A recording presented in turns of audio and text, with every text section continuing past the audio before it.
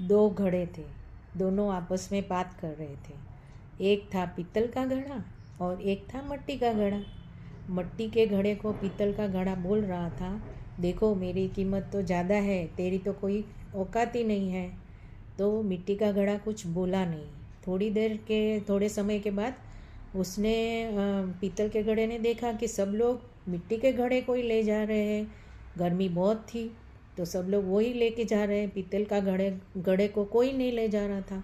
तो मिट्टी के घड़े ने तभी बोला कि मुझे क्यों ले जा रहे हैं और तुम्हें क्यों नहीं ले जा रहे हैं पता है? क्योंकि मैं उनको शीतल जल देता हूँ, पानी देता हूँ और उनको तृप्त करता हूँ, जबकि तुम कोई काम नहीं आते हो, तो तुम्हें कोई खरीद नहीं रहा है। तो इस तरह से पीतल के घड़े का घमंड टूटा, चकनाचूर हो गया और मिट्टी के घड़े की कीमत बढ़ गई। तो कभी घमंड नहीं करना चाहिए।